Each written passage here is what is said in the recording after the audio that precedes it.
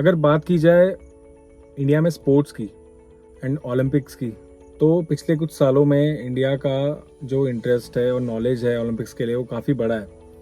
And वहीं बात करी जाए अगर पैरालंपिक्स की, तो उसका नॉलेज और उसके लिए इंटरेस्ट जो है वो अभी इस टाइम पे इतना नहीं है जितना ओलंपिक्स के लिए है।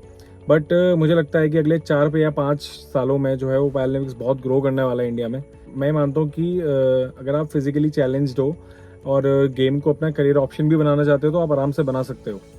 डजेंट मैटर कि आपने पहले गेम खेला है या नहीं खेला, डजेंट मैटर कि आपकी एज क्या है, क्योंकि एज के अकॉर्डिंग भी आप गेम खेल सकते हो। कि आर्चरी में मैंने देखा कि काफ़ी एज थी उनकी, स्टिल वो आर्चरी में बहुत अच्छा परफॉर्म कर रहे थे।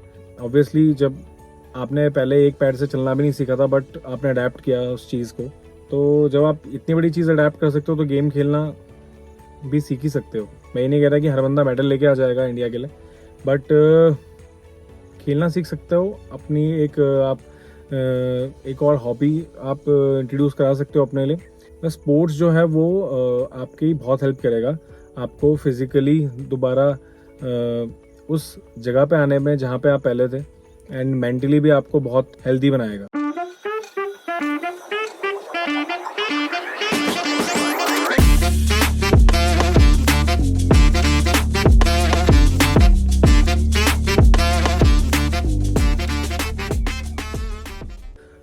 तो अभी पैरालंपिक्स की हिस्ट्री में नहीं जाऊंगा कि कब कैसे कहाँ शुरू हुआ था, वर्ल्ड वॉर 1 वर्ल्ड वॉर 2 जो भी उसकी हिस्ट्री है, अभी मैं इस पर नहीं जाऊंगा क्योंकि अगर उस पर जाऊंगा तो बहुत लंबा वीडियो हो जाएगा।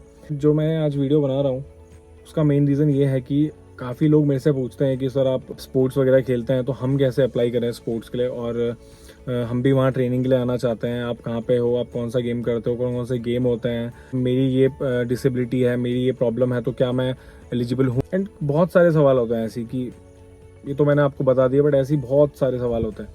तो इतने सारे लोगों ने पूछा था मेरे से ये चीज़, तो मैंने सोचा क्यों ना इस चीज़ पे एक वीडियो बनाता हूँ ताकि जितने भी लोग हैं उनको कहीं ना कहीं इस चीज़ की नॉलेज मिलेगी और जितना हो सके उनको इस चीज़ के बारे में पता चलेगा कि आप स्पोर्ट्स में कैसे आप अपना करियर भी आगे बना सकते हैं।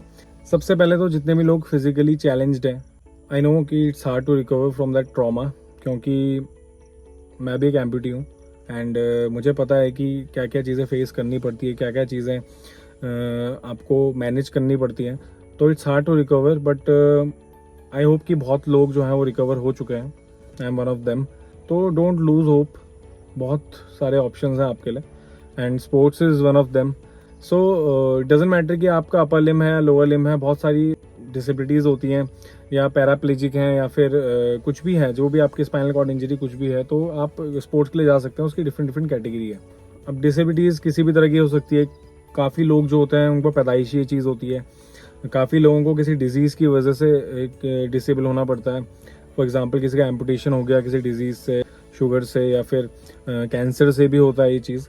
तो काफ़ी लोग एक्सीडेंट से हो जाती है, जैसे एक्सीडेंट हो गया, आपका पैर डैमेज हो गया बिल्कुल और वो रिकवर नहीं हो सकता, डॉक्टर फिर उसका एम्पुटेशन कर देते हैं। तो बहुत सारे रीजन है जिससे ये चीज़ें हो जाती हैं। तो स्पोर्ट्स खेलने के लिए सबसे पहले आपको फिजिकली एंड मेंटली रेडी रहना पड़ेगा।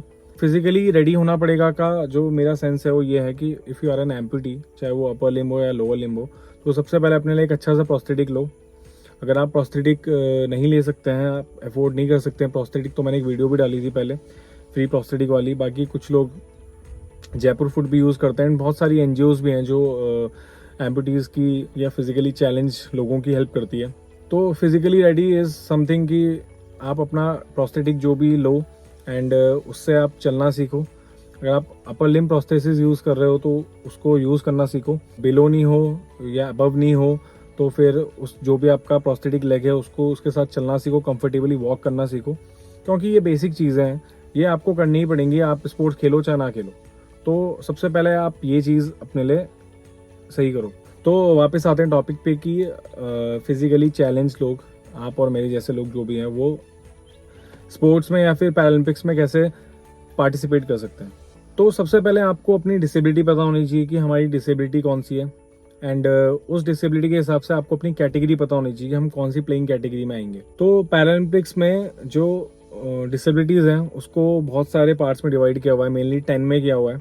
तो मैं जल्दी जल्दी आपको बता देता हूँ 10 की 10 डिसेबिलिटीज़ कौन कौन सी होती हैं। सबसे पहले आता है आपका इम्पेयर्ड मसल मूवमेंट, और इसमें क्या होता है कि कोई भी आपका बॉडी पार्ट या फिर कोई मसल जो हमारी नॉर्मल एनर्जी हमें जनरेट करनी चाहिए उस बॉडी पार्ट से, उस मसल से, वो नहीं हो पाती है।